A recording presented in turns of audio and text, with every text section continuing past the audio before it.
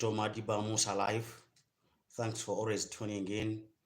Thanks for always subscribing. Thanks for always following and commenting. Then, thanks for always giving advice to put some things right where it has gone wrong. I welcome new subscribers. For example, Madam Shakira, thanks so much for subscribing.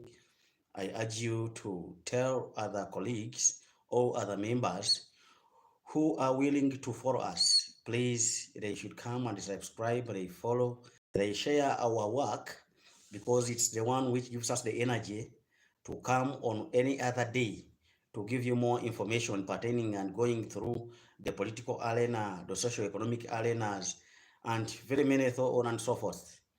As of today, we have very many things to talk about. We have the NOPO election processes. We are seeing how they are scrutinizing people.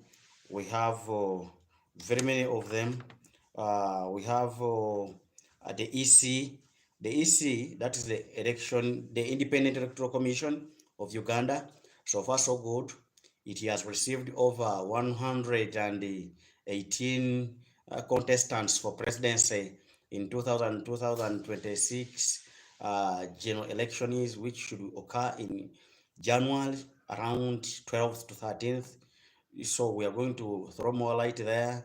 The UPDF case, whereby NOPE yesterday, it had to file a petition, or it had to file a case in the Constitutional Court for challenging what we call the UPDF Act right now, 2025. This one had the controversies. We are going to look there. Then we see how Mr. Kado, Dr. Chiza Besigye Chifefe was denied bail, on which grounds and why. Then we see also why NOP card is overwhelmingly requested by very many people, and they are not running for other parties in big numbers. Then we move on to the NRM Delegates Conference. After that, we are going to throw more light on Chan. So the lineup is big, but we shall break it down like a piecemeal. Let's start from the sports arena. Yeah, in sports, Uganda, Kenya, and Tanzania, they hosted the CHAN, that is the Championship of African Nations. In this tournament, it is only played by those players who are playing in the local teams, the local leagues of Africa, and people or the players are showcasing their talents.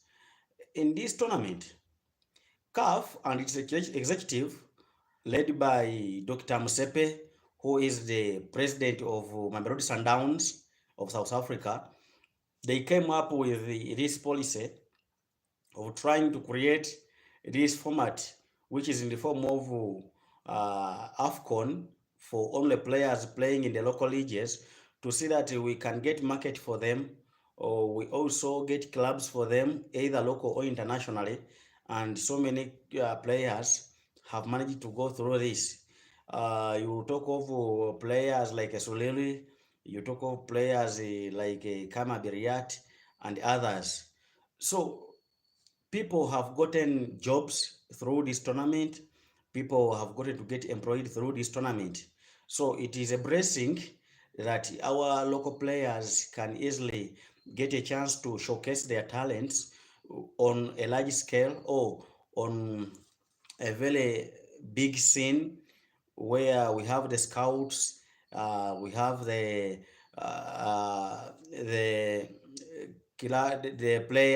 player agents who could easily come and monitor or get these players to get them into professional contracts.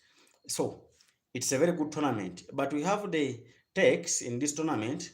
As you look into the groups, I come to Group C, whereby the first opener of Uganda was thoroughly beaten by India in a dramatic fashion. It seems like our players, those are Ugandans, had stage flight. You look at the goalkeeper Jerome Takubwa. You look at players like Alan Okero Jolly. You look at players like Kakande.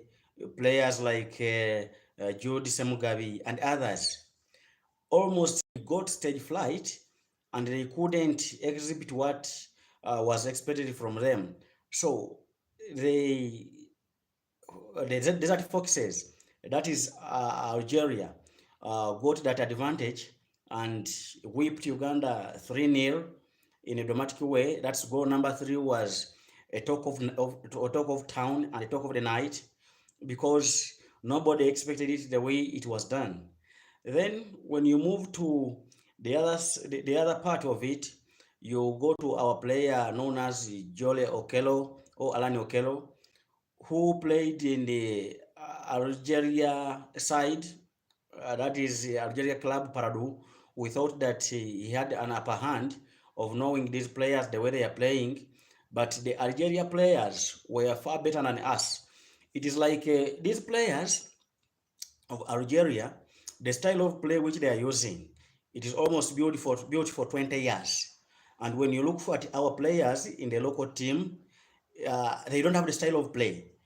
FUFA, that is Federation of Uganda Football Association, hasn't yet taken time to get the technical team either through other countries, yet it has invested much time and money in giving studies to these coaches.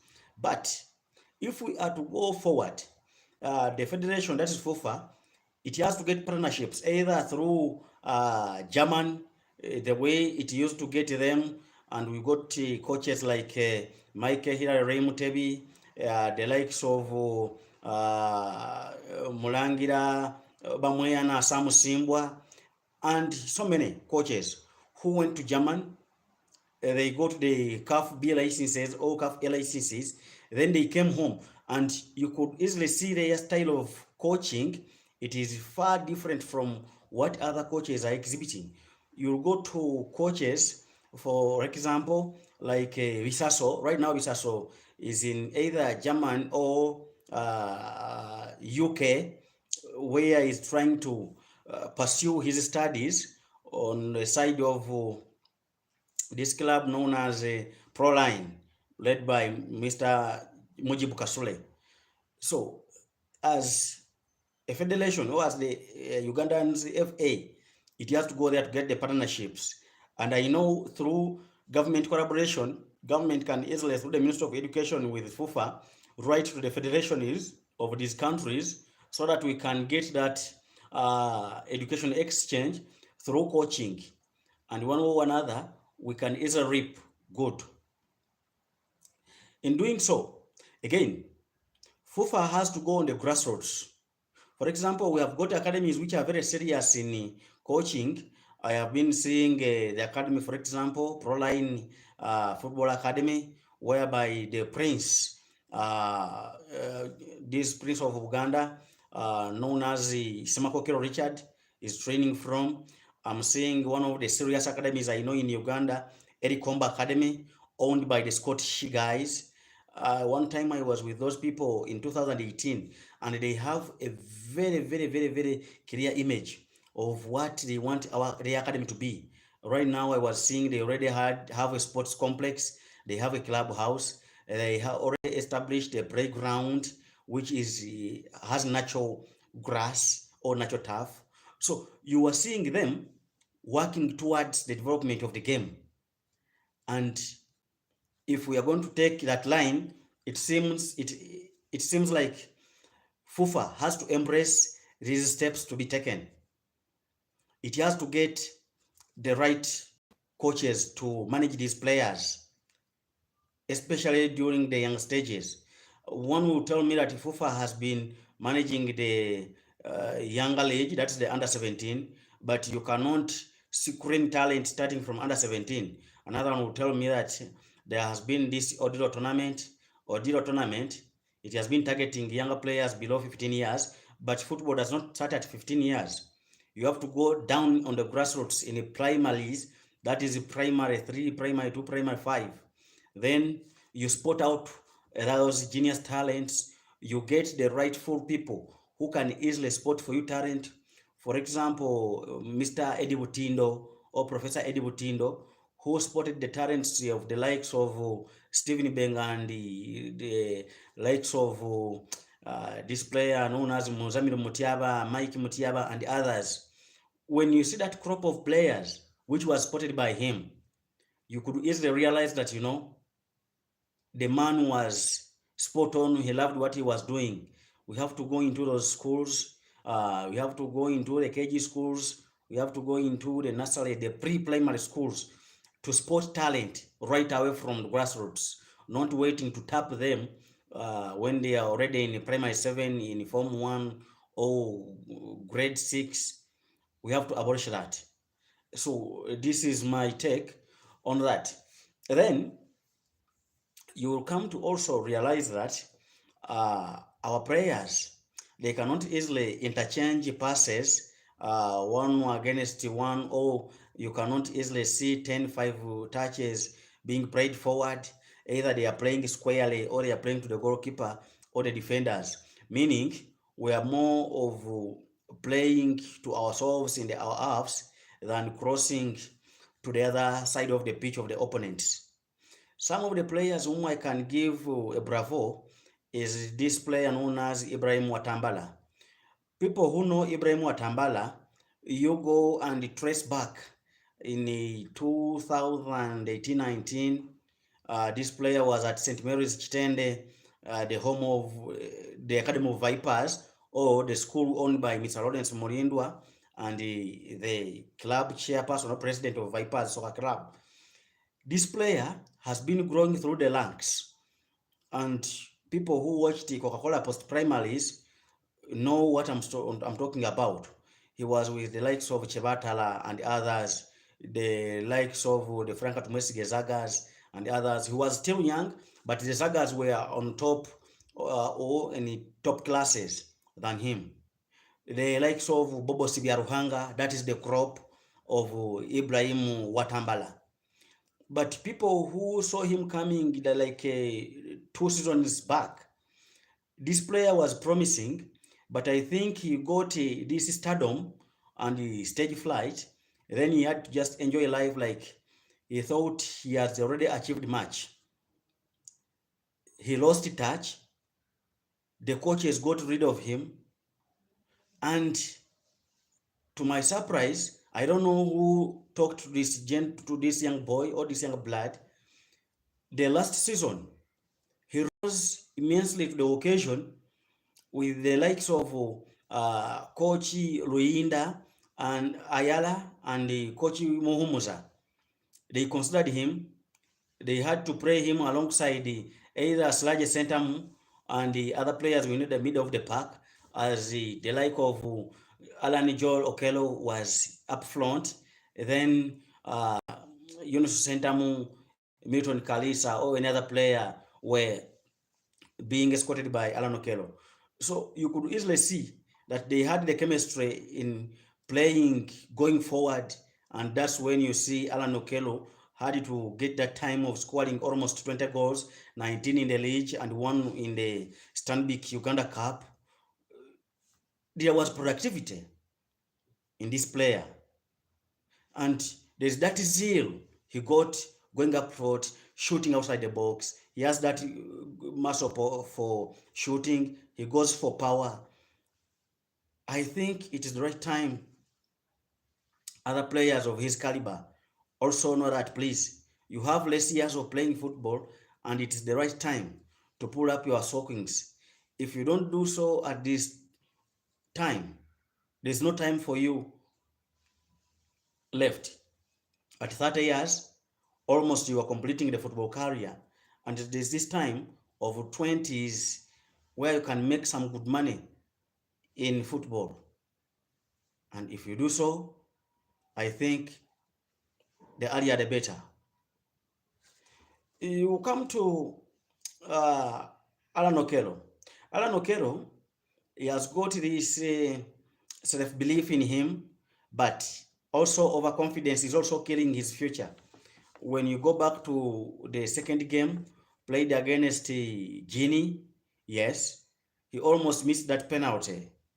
And in the third game against Nigeria, you see when they fouled Mpande, he almost missed that goal because he took the penalty, it was saved, then he scored on the rebound.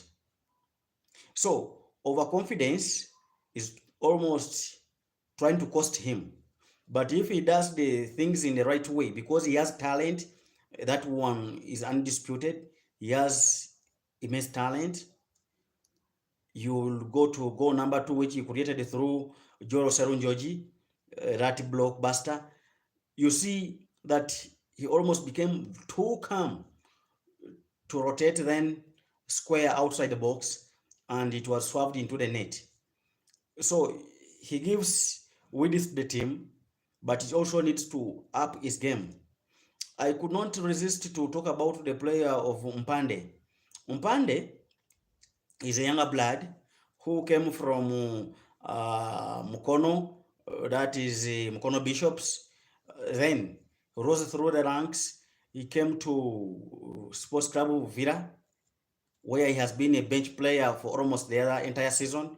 But I think when you go to the general national team coach, that is Mr. Paul Put, he almost saw something through in this player. You could easily see that the current coach who is taking over Chan, that is Mr. Morebie Kwaso, with the like of Mr. Muhumuza, you are seeing they are not the type of coaches who summoned this player. This player was much empowered by Paul Put, and those are the kinds of his players. You go back and you look at Roger Smarto, you go back and you look at Jude Semugabi. Those are his style of players he needs on the pitch. One person was asking me that if we go on the national team, will this boy play? It is going to be a tight competition because the coach also loves Roger Smarto so much. He loves Jude Semugabi so much. So it needs the players to up their games, and training decides it all. You go to the goalkeeping area, Mr. John Mutakwa. Mutakwa is a bit shaky. He's a bit shaky, and he is not comfortable in playing using the foot or using the feet. He's panicky. So what I could encourage him, either do the needful. Don't force what is not within your DNA, because when you do it, you know the fans are very furious. You can easily lose your career with only just one game, because I saw it happening on the former Queens International known as Ande Mwesgwa, when we lost it to Guinea Conakry or Equatorial Guinea. It was one of the games. So we should so much, if you see that things can't add up, you have to let it go. Then you deal with other things. That is the Chan side. When you come to Chan has found its challenges. For example, you could easily see that tickets are sold on black market. People who have money have went on to go to the system. They shop all those match day tickets. Then a match day ticket, for example, ordinarily is at 10K. Then some tickets are at 30K. Then gold is at 50K. But people who have money have went on to go to the websites where they shopped all these tickets. Then they almost tripled the prices of these tickets, and it is costing the people, because people almost are buying these tickets at a very expensive price, because those people who are having money, we call them fraudsters, they have went on to shop off all these match day tickets. For example, the match between Uganda and South Africa, which is happening on Monday, CAF hasn't yet opened the window or opened the website to buy those tickets, but as of the matches of Uganda and other matches, you could go and look for tickets online when they are already shopped off even before the matches. So there have been complaints. The local organizing committee and CAF should look into that if it is going to put things right. You go to other things, for example, accessibility and security. Yes, you will see that people can easily access the pitch, but going out, they are much scared of stealing their things. I was seeing one of the TV journalists known as Douglas Rwanga. He complained that his laptop was stolen through such things. Other people are complaining about their phones, their safety when going home. It is not good. When you go to this side of jokers, that side is too bad for life. So I think the organizers should talk to security organs to tighten the security around those areas, because people will lose their lives and it will dent on us. Yet we are waiting for the main tournament of 2027, that is AFCON pamoja. You go to Kasarani,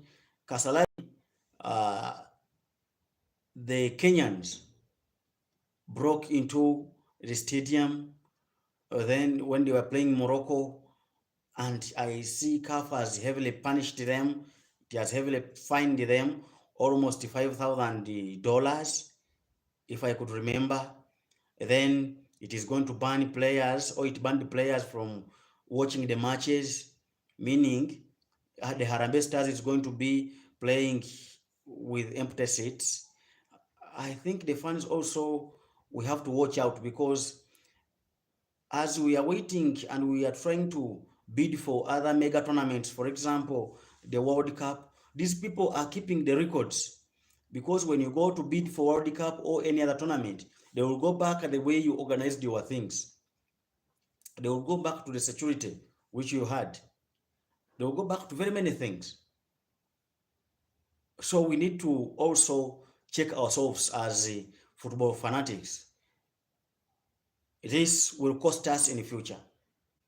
These reports are going to be very bad on the incoming tournaments. And if we don't check ourselves, we're in hot soup. We are in hot soup.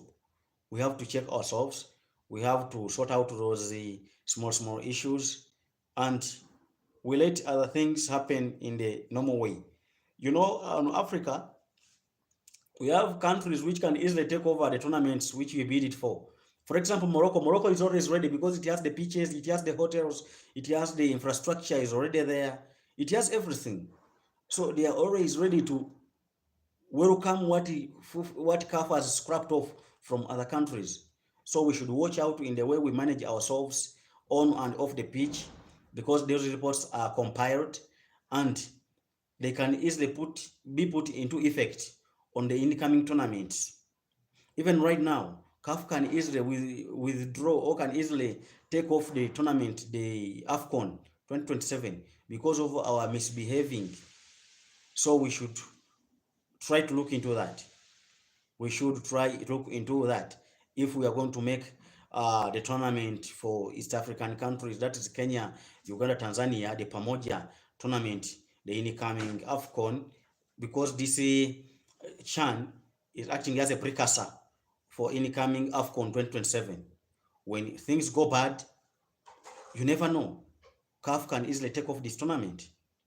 So we have to watch out as colleagues, as fans. We have to watch our ways of conducting ourselves on and off the pitch. You know? Yes.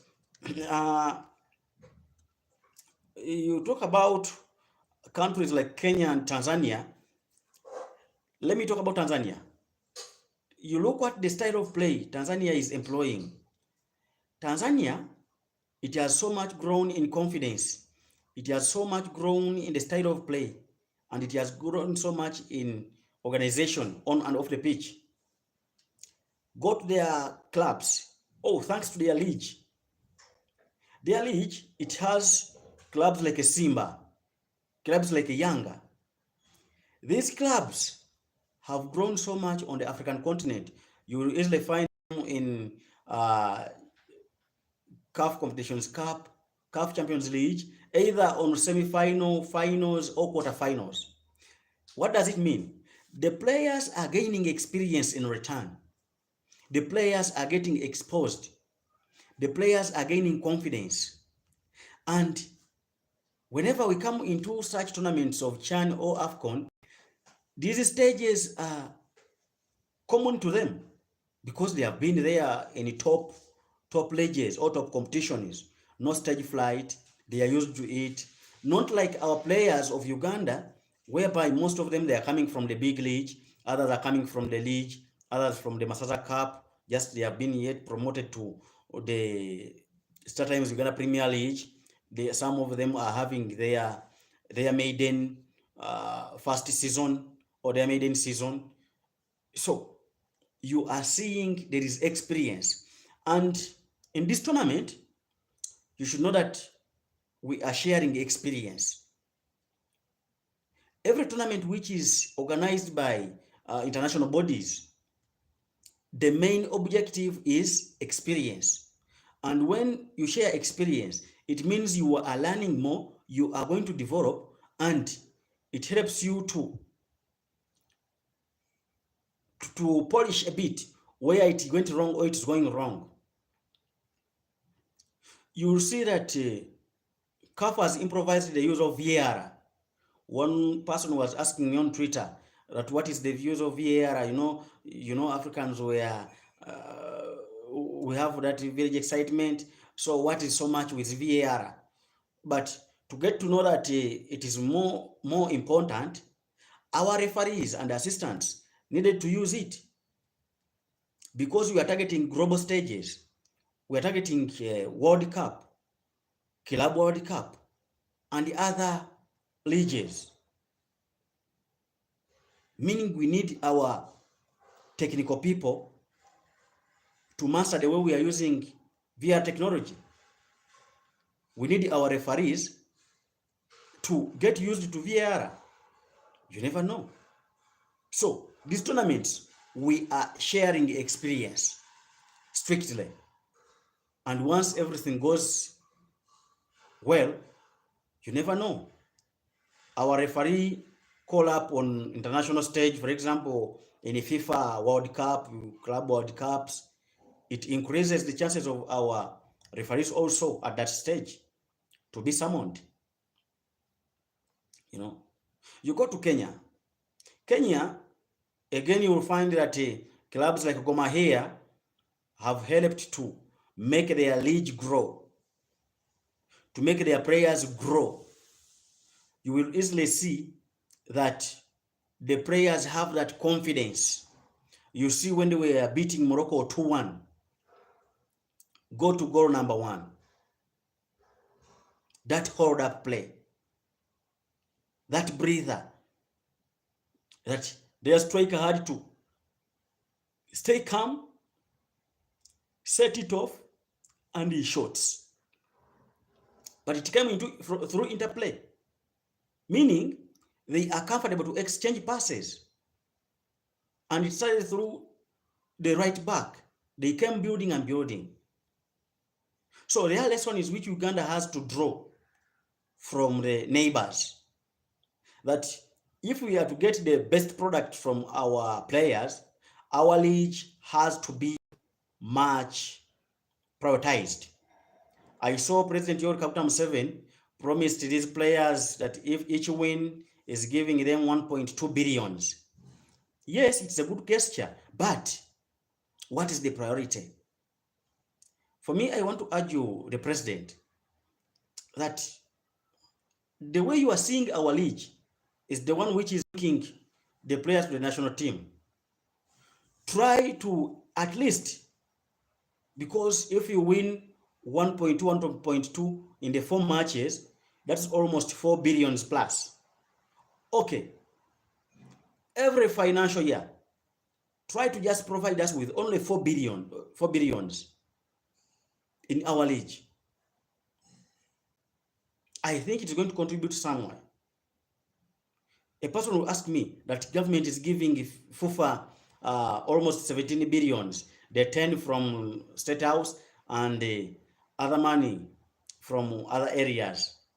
But that money, as FUFA's explanation is not enough, that it is meant for national team development and salary payments for staff at FUFA.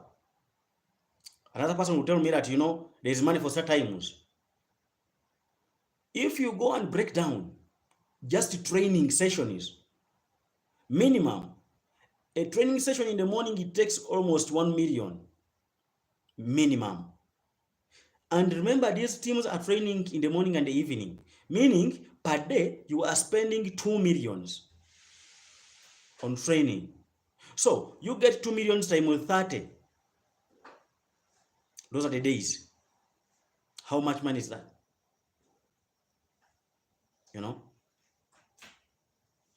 Now, you go to traveling. When the club has to travel, how much money do they spend? You got the salaries. The least a Ugandan player gets as a salary is something like 500,000 shillings. 500,000 shillings. So, if a list player gets that money, you get 25 players times 500,000 shillings. How much is being invested in salaries? Got the coaches. So is that money enough? Absolutely not. So the government has to draw more light on that. If we are going to improve on our league, for example, Kenya, Tanzania, Rwanda, you are seeing Rwanda, the way it is improving it so much. The league of Rwanda, it is more bigger than the sometimes Uganda Premier League. That's why you will see our players are going to reap some monies from the Rwanda League.